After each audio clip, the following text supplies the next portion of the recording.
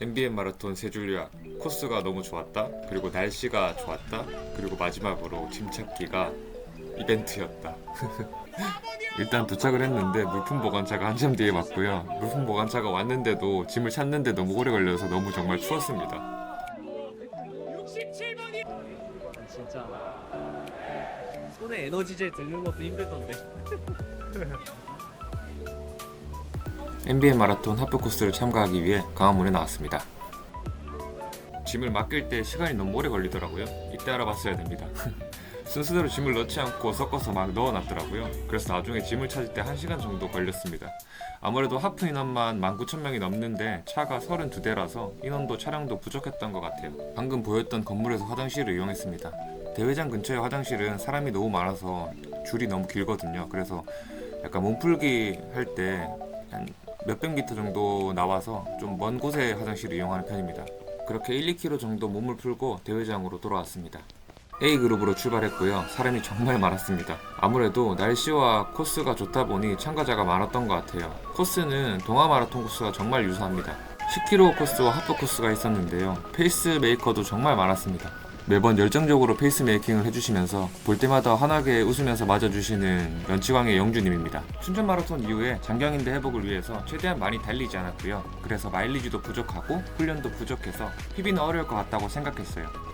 그래서 고민했습니다. 천천히 달리면서 대회를 즐길 것이냐, 아니면 운영을 잘해서 낼 수 있는 최고의 기록을 낼 것이냐. 고민 끝에 저는 다른 선택을 했습니다. 그것은 바로 오버페이스를 하자입니다. 장난이고요. 내년 동아 마라톤에서 제가 뛰고 싶은 페이스가 350 페이스여서 터지게 되더라도 그 속도로 뛰면서 어느 정도 버틸 수 있는지와 현재 상태가 어떤지 한번 체크해보고 싶었어요. 예상대로 페이스는 서서히 떨어져서 결국 1시간 26분에 완주했습니다. PB보다 3분이나 느린 기록이지만 후회는 없었어요. 호흡과 심박이 털렸지만 마지막까지 다리는 버텨주어서 좋았습니다. 2.5km 지점에 1차 반환이 있었고요. 5km 기록은 19분 27초 정도였습니다. 날씨는 출발하기 직전에는 좀 많이 쌀쌀했는데 뛰고 나니까 딱 날씨가 뛰기 좋은 날씨였습니다. 잘 뛰시는 분이 정말 많았어요. 큰 대회가 아니어서 응원은 그렇게 많지 않았어요. 그리고 이날에 열린 대회가 송기정 마라톤, 제주 감귤 마라톤, 다둔 스카이 레이스, 고베 마라톤 등등 정말 많았습니다. 그럼에도 불구하고 코스가 정말 좋아서 많은 인원들이 참가한 것 같아요.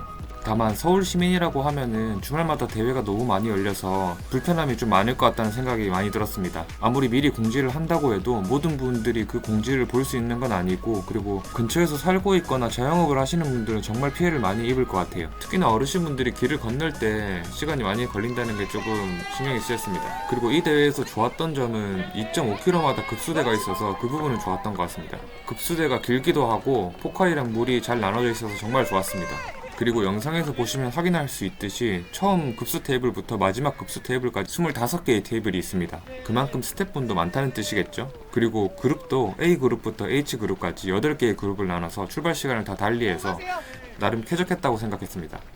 그리고 서서히 해가 떠오르면서 날씨가 조금씩 따뜻해지기 시작했습니다. 10km가 가까워지고 있었고요. 시간은 39분 36초 정도 나왔습니다. 이제 신답역 근처 지하차도에 진입하고 있습니다. 약 10km 지점이고요. 하프 마라톤은 여기가 정말 중요하다고 생각합니다. 빠른 페이스로 달리다 보니 서서히 힘들어지기 시작하는데 15km, 17km까지는 어떻게든 무난하게 버텨야 된다는 생각으로 버텨야 됩니다. 그렇게 전반부, 후반부를 나눠서 운영을 하는 게 좋다고 생각합니다. 여기서 너무 쉽게 느껴진다면 페이스를 좀 천천히 가져간 것이고, 너무 힘들다면 그거는 또 페이스를 너무 무리하게 가져갔다고 볼 수 있습니다. 그래서 적정 페이스를 찾는 게 정말 중요한데, 그게 약간 심박이 터지기 직전의 상태로 유지해야 된다고 생각을 합니다. 그래서 호흡을 많이 하다 보면은 이산화탄소가 축적이 되고, 이산화탄소가 축적이 되면은 호흡 충동 때문에 더 이제 호흡이 힘들어지게 되는데, 그럴 때일수록 이제 호흡을 많이 내뱉어 주면서 최대한 이산화탄소를 몸 밖으로 뱉어내야 된다고 생각합니다.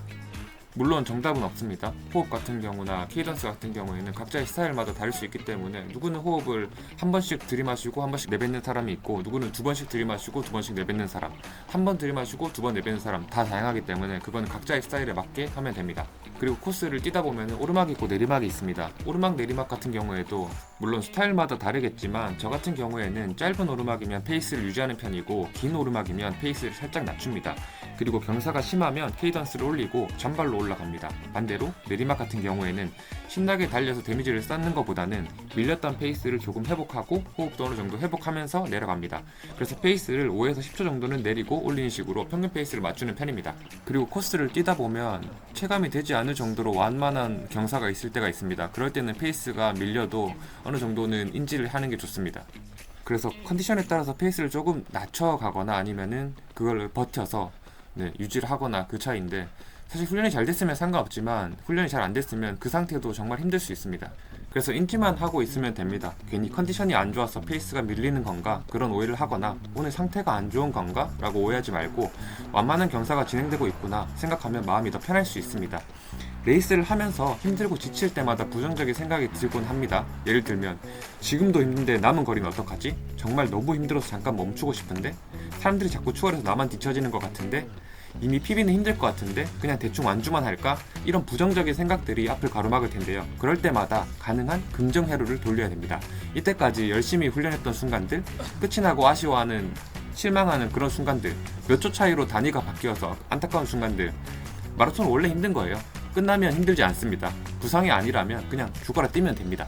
네, 이런 잡생각을 많이 하다 보니 이제 17km 지점에 도착했습니다. 17km 지점은 정말 힘든 구간이고요. 여기는 어떻게 보면 하프 마라톤의 시작이라고 볼 수도 있습니다. 딱 4km 정도 남은 거리인데요. 여기서 어떻게 운영을 하냐에 따라서 이 레이스의 결과가 크게 달라진다고 저는 생각합니다. 그리고 여기서부터는 서서히 포토와 응원이 나오기 때문에 표정 관리와 셀프 외모 체크가 필요합니다. 어쩌면 기록보다 더 좋은 추억이 남을 수도 있다고 생각합니다.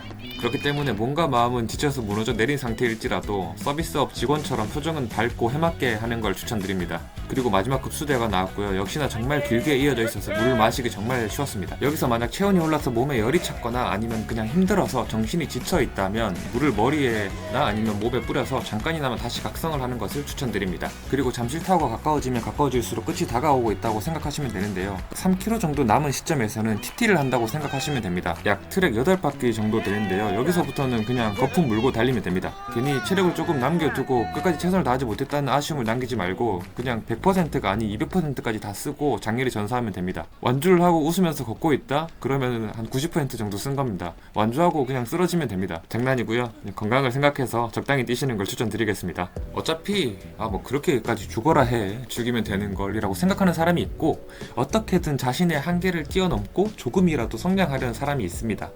각자만의 스타일이라고 생각하고요. 정답은 없고 자신에게 맞는 걸 선택하고 거기서 만족을 하면 되는 거라 생각을 해요. 그럼에도 불구하고 정말 언젠가 한 번쯤은 자기가 할 수 있는 최대한의 노력과 마음으로 도전하고 무언가를 이룬다면 그것만큼 보람차고 좋은 순간은 없을 것 같긴 해요. 아무튼 각설하고 결국 PB를 세우지 못했지만 그럼에도 불구하고 부상 없이 무탈하게 잘 완주해서 좋았습니다. 기록은 1시간 26분이고요. 전체 19,200여 명 중에서 410등 정도를 했네요. 이날 완주하신 모든 분들 축하드리고요. 수고 정말 많으셨습니다. 저 멀리 피니쉬가 보이고 있네요. 서울 가로지르는 코스는 정말 좋았고요. 마지막까지 가을에 이쁜 풍경도 즐기면서 뛸 수 있어서 정말 좋았습니다. 물품 보관 관련해서 문제는 조금 많이 심각하긴 했지만 그럼에도 다음에 기회가 된다면 참여하고 싶은 정말 좋은 대회라고 생각합니다. 카메라는 인스타360 고 울트라 모델로 들고 다니면서 촬영을 했고요. 무게는 카메라에 클립 포함해서 한 70g 정도 되는 것 같습니다. 왼쪽에 보시면 물품 보관차가 도착해 있는데요. 놀랍게도 가장 뒷그룹 차부터 먼저 도착하고 반대로 A그룹 차량이 가장 뒤에 도착했습니다. 그것부터가 대환장 파티의 시작이었어요. 도착하고 달리기를 멈추고 체온이 떨어져서 많이 추웠고, 원래는 완주하고 피니시에서 사진 촬영을 하려고 카메라까지 챙겼는데 물품을 거의 1시간가량 못 찾아서 포기했습니다. 이제 하프 코스 같은 경우에는 1시간 차이 나면 거의 완주가 끝나기 때문에 어쩔 수 없었네요. 아쉽습니다. 그리고 잠실대교 이후부터는 10km 주자와 이제 코스를 같이 사용했고요.